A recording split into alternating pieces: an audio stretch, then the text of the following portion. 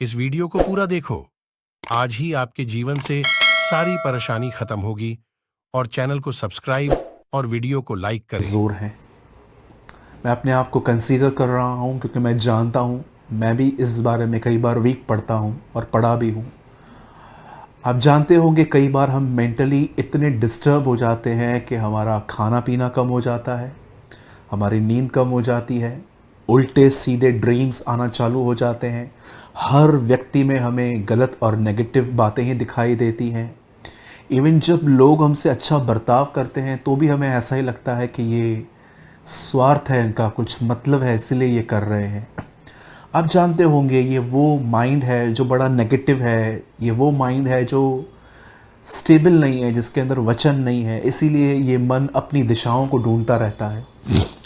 अगर आप चाहते हैं कि आने वाले दिनों में आप एक पॉजिटिव माइंडेड पर्सन बने, एक ऐसे व्यक्ति जिसके अंदर अच्छी थॉट्स हों, अच्छे विचार हों, जब आप लोगों से मिलें तो उन्हें फ्रेश माइंड से बात कर सकें, तो आज मैं आपको कुछ समझाना चाहता हूँ, स्पेशली उन लोगों के लिए जिनकी ये शिकायत है कि ब्रदर मैं बहुत नेगेटिव माइंडेड हूँ। लिसन, आज से बहुत साल पहले जब परमेश्वर के लोग इज़राइल जो थे, जो इज़राइल जाति थी, वो मिस्र में गुलाम थी। मैं आपको थोड़ा आज विस्तार से समझाना चाहता हूँ। आज से बहुत साल पहले जब इज़राइल के लोग मिस्र में एक राजा के अधीनता में थे, गुलामी में थे, तब उस राजा ने उन पर कई जुल्म किए थे। और जब उन्होंने प्रभु को पुकारा तब प्रभु ने मूसा को भेजा। और आप सभी जानते होंगे ये इतिहास है और पूरा पुराना नियम इससे भरा पड़ा है कि कैसे प्रभु ने उनको वहाँ से आज़ाद किया, वो अपने हाथ से उनको निकाल के ले आया। और उसके बाद प्रभु उन्हें जंगल के रास्ते से एक नए देश को ले जा रहा था। आप जानते होंगे कि नए नियम में जब शैतान और यीशु का आमना सामना हुआ, उस डेविल का और हमारे प्रभु का जब आमना सामना हुआ, तब शैतान ने उसके उपवास में कहा कि पत्थर को रोटी बना। वो कहाँ ना कहाँ यीशु को टेम्पटेशंस दे रहा था, परीक्षा कर रहा था, लेकिन यीशु ने साफ कहा कि मनुष्य रोटी ही से नहीं परंतु परमेश्वर के मुंह से निकले गए हर वचन से जीवित रहता है। आप जानते हो ये जो वचन यीशु मसीह ने कहा, ये वचन नए नियम का वचन नहीं है। भले ही ये नए नियम में कहा गया है, लेकिन याद रखिएगा ये दोहराया गया है। ओरिजिनली ये वर्ड ओल्ड टेस्टामेंट का है।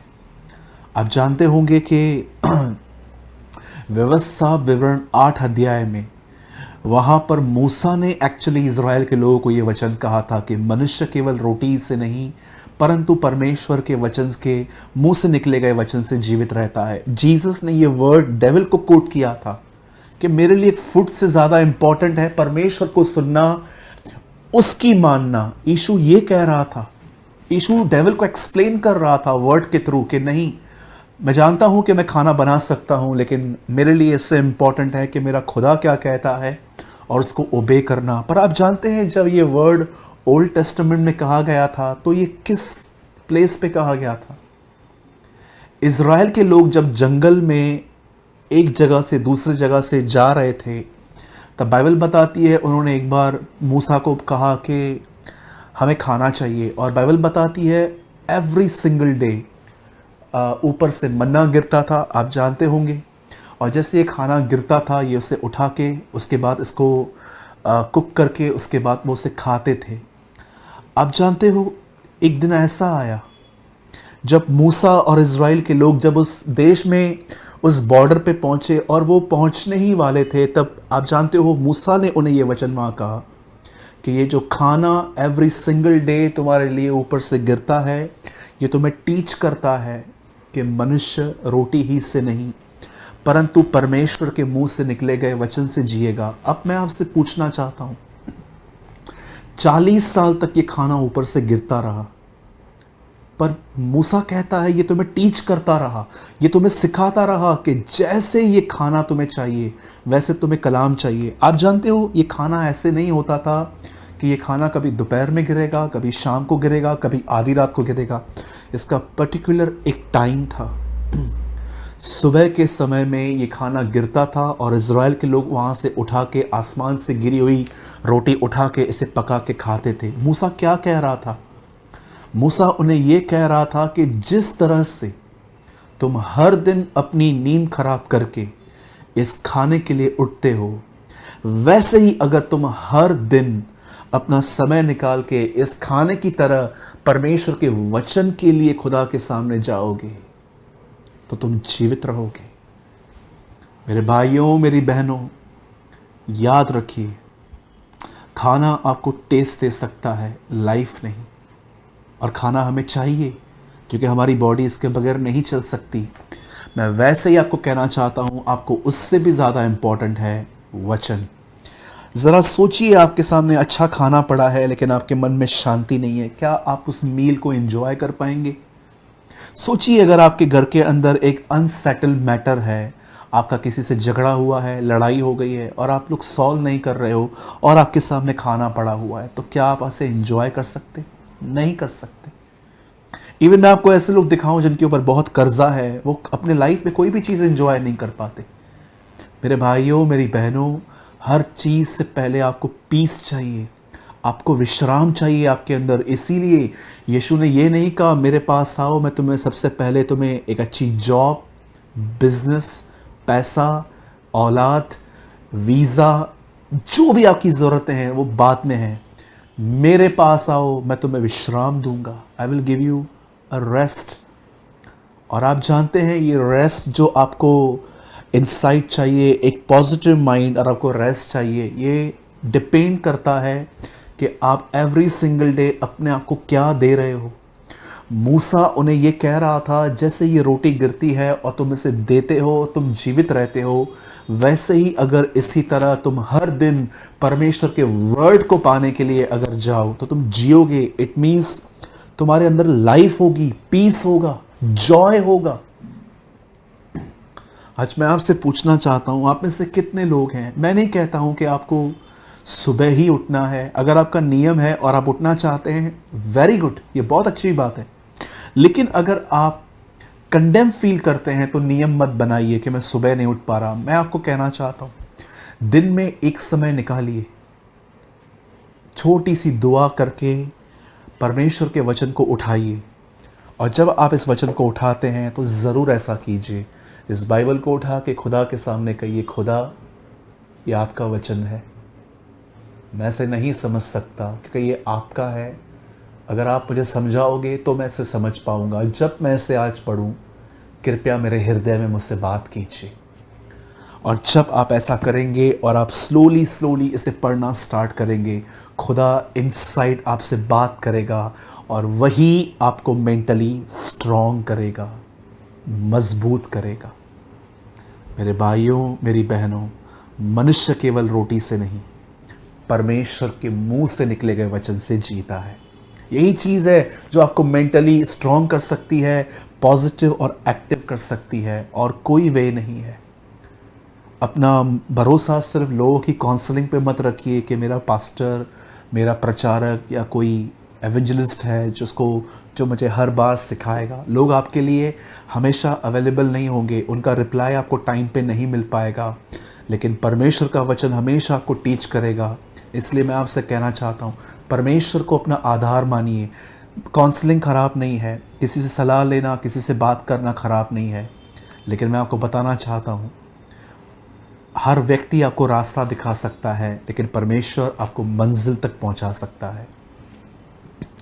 मैं बिलीव करता हूं आपने ज़रूर कुछ लर्न किया होगा। आइए अब हम अपने टॉपिक पे आते हैं। और मैं जानता हूं इस वचन का बहुत सारे लोगों ने इंतज़ार किया है, और कहाँ ना कहाँ ये वचन आपकी नीड है, आपकी ज़रूरत है। और मैं बिलीव करता हूं आज खुदावन आपसे बात करेंगे।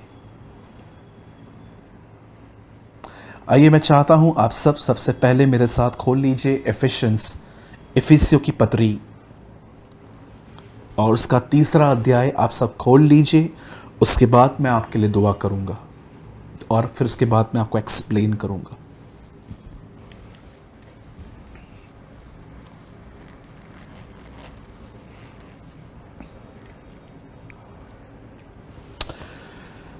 Let's pray.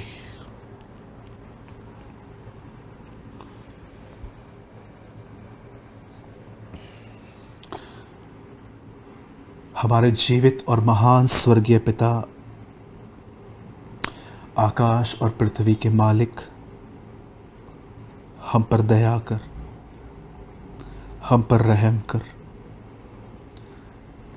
प्रभु, कई बार हम अपनी ज़िंदगियों में ऐसे लोगों को फेस करते हैं जो बड़े टफ होते हैं, जो हमेशा हमारी बातों का उल्टा मतलब निकालते हैं, जो हमेशा खुदावन हम कुछ और बोलते हैं लेकिन वो कुछ और समझ लेते हैं।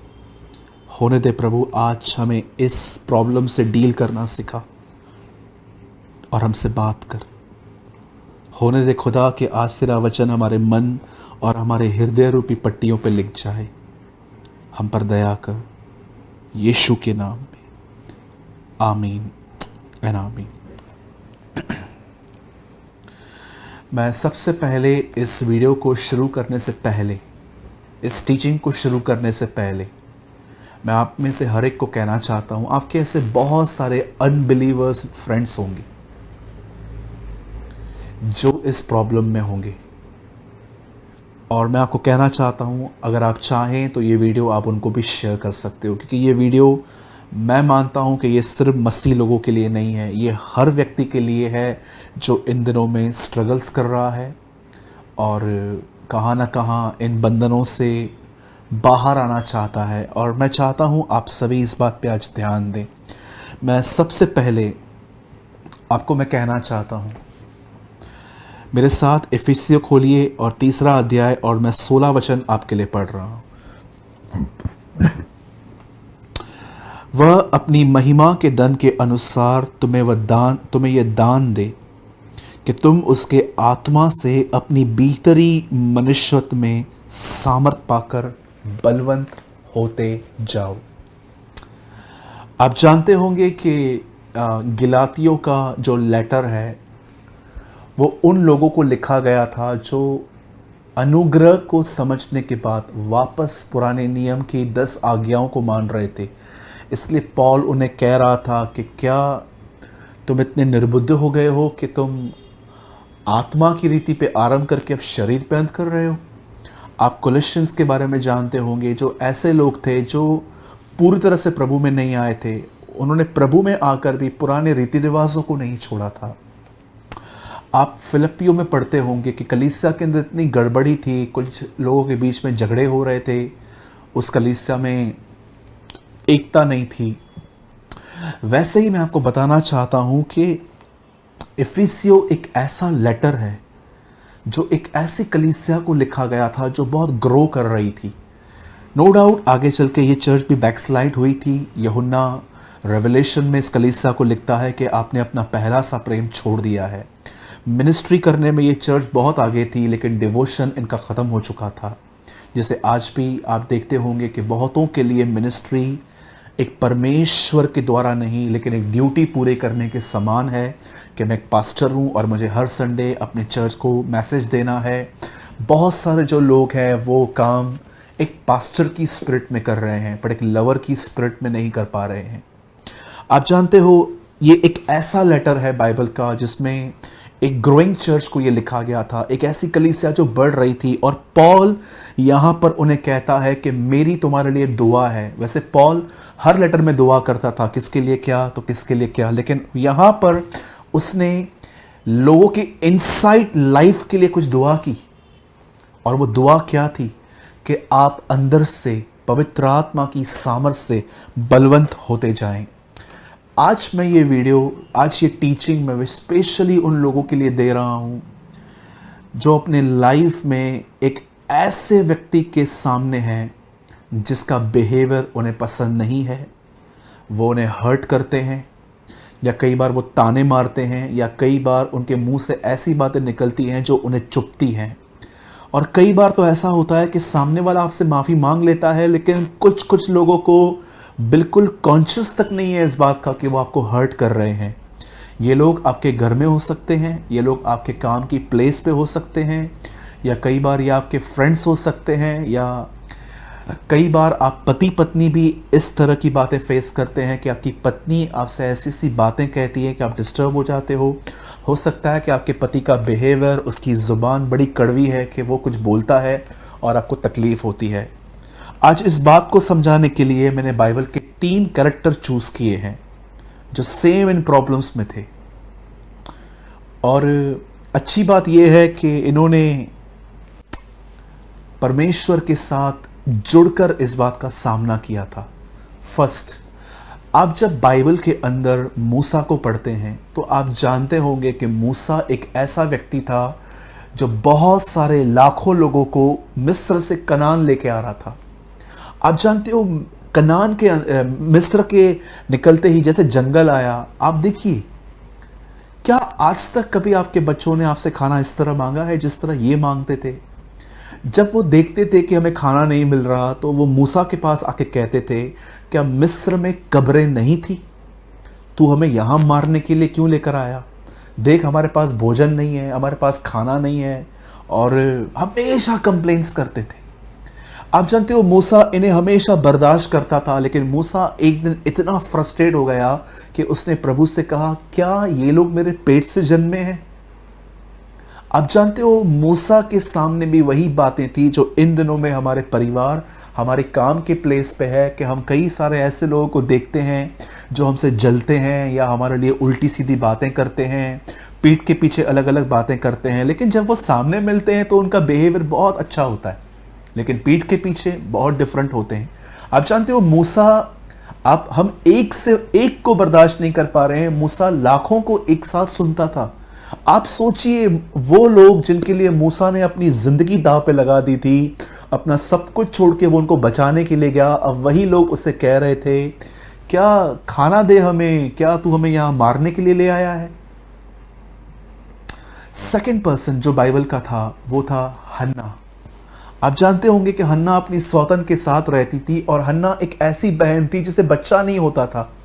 इस कारण उसके पति ने एक और शादी की बच्चों के लिए, तब उसे बच्चे हुए और अब उसकी सौतन उसे बार बार आके इस तरह ताने मारती थी। और मैं बिलीव करता हूं ये ताने कोई स्ट्रेट फॉरवर्ड नहीं होंगे, ये बड़े प्यार से मारे गए होंगे।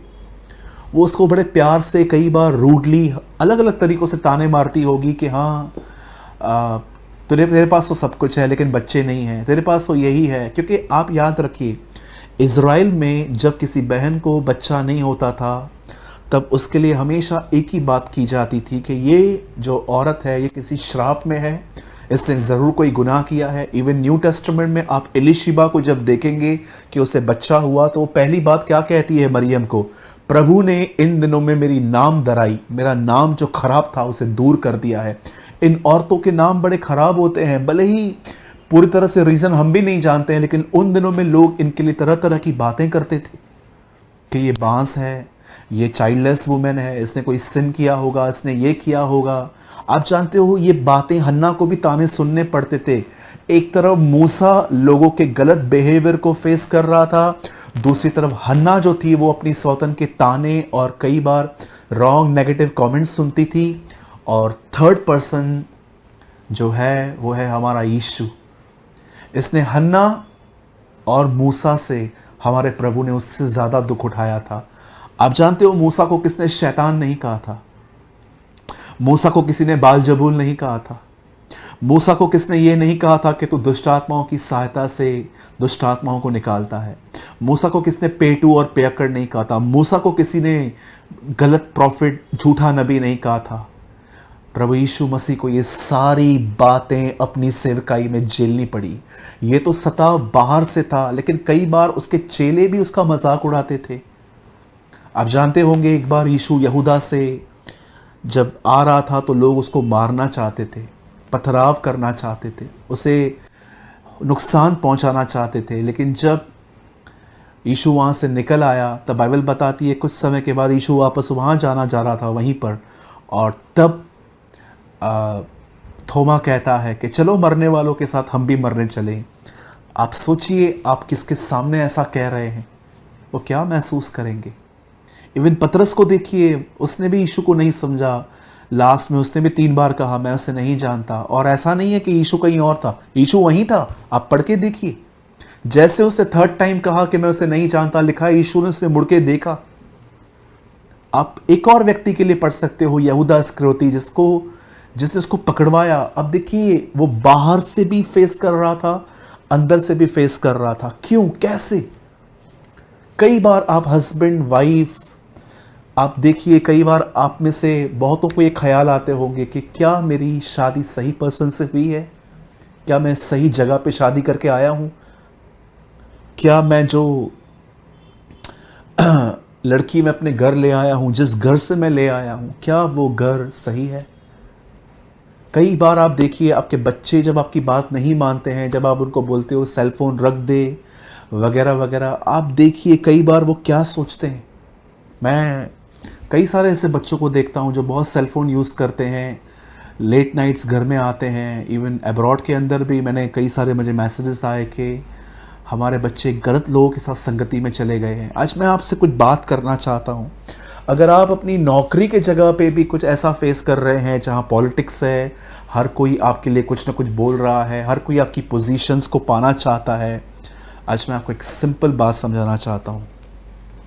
अगर आप घर, बच्चों के बीच में, काम और बिजनेस करने की प्लेस पे अगर आप ये सब रॉन्ग बिहेवियर्स आप बर्दाश्त कर रहे हो, लोगों के नेगेटिव बिहेवियर बर्दाश्त कर रहे हो, आपको ताने मारे जा रहे हैं, आपको इरिटेट किया जा रहा है, या आपको आपके साथ एक अलग तरह की पार्शियलिटी की जा रही है, आज मैं आपको 3 चीज़ें कहना चाहता हूं जो आपके प्रॉब्लम्स को सॉल्व कर सकती हैं। फर्स्ट, मैं आपसे पूछना चाहता हूं, जो लोग आपको सताते हैं, चाहे उन्हें पता है या नहीं, क्या आपने उनके लिए प्रेयर की? बताइए। और अगर आपने प्रेयर की तो क्या प्रेयर की? इन्हें सबक सिखा, इनका न्याय कर, इनकी टांग तोड़। इन्होंने जो मुझसे किया है, जैसे दाऊद ओल्ड टेस्टामेंट में दुआएं करता था, इनके जबड़ों को तोड़, इनको मेरे पांव की चौकी बना। कई लोग मुझे कहते हैं, ब्रदर ये कौन सी प्रार्थना है? जी, ये पुराने नियम की प्रार्थना है, ये आपके लिए नहीं है। आपके लिए यीशु मसीह ने कहा सताने वालों के लिए प्रार्थना करो। मैं आपसे पूछना चाहता हूं, सबसे पहले क्या आपने अपने सताने वालों के लिए दुआ की? और अगर की तो क्या दुआ की?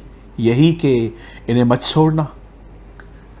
आप जानते हो मैं अपने सताने वालों के लिए क्या दुआ करता हूं? खुदा, प्रभु मेरा गवाह है, मैंने आज तक डेविड की तरह उनके साथ, मैं डेविड पे दोष नहीं लगा रहा हूं, लेकिन दाऊद एक पुराने नियम का व्यक्ति था। उसने ये जो प्रार्थनाएं की और जो रिकॉर्ड लिखी गई हैं भजन सहायता में, ये पुराने नियम में है। लेकिन हम एक नई वाचा में रहते हैं जहां पर प्रभु ने हमें पवित्र आत्मा दिया है और वो हमसे एक्सपेक्ट करता है कि हम इस तरह जी। सबसे पहले मैं आपसे पूछना चाहता हूं, क्या आपने अपने सताने वालों के लिए दुआ की? और अगर नहीं की है आपने तो क्यों नहीं की है? और अगर की है तो क्या दुआ कीजिए? सबसे पहले जो भी लोग आपको इरिटेट करते हैं, चाहे घर की जगह पे, चाहे काम की प्लेस पे, चाहे आपके बच्चे ही क्यों ना हैं, वो सबसे पहले उनके लिए दुआ कीजिए। मैं अपने टाउन में अगर मुझे पता चलता है कि इस आदमी को मुझसे प्रॉब्लम है, या ये आदमी मुझे तंग कर रहा है, मुझे हानि पहुंचाने की कोशिश कर रहा है, तो सबसे पहले मैं प्रभु से ये दुआ करता हूँ, प्रभु तो उस भाई को आशीष दे, इसे अपनी आत्मा से भर और उसे हर कमी घटी इसकी पूरी कर। बिकॉज मैं जानता हूं जब यीशु ने हमसे ये दुआ करने के लिए कही तो इसमें हमारा एक फ़ायदा है, हमारा हृदय शुद्ध बना रहता है इन लोगों के लिए। पहली चीज़, आपको अपने हर सताने वाले के लिए दुआ करनी है। सेकंड थिंग, दुआ करने के बाद अगर ये लोग आपको उसके बाद भी परेशान कर रहे हैं तो लर्न टू इग्नोर। मैं आपको कहना चाहता हूं, लर्न टू इग्नोर। इन्हें नज़रअंदाज करना सीखें। हर चीज़ को रिएक्ट करना नीड नहीं है। अगर आपको लगता है कि मुझे कहना चाहिए तो मैं आपको कहना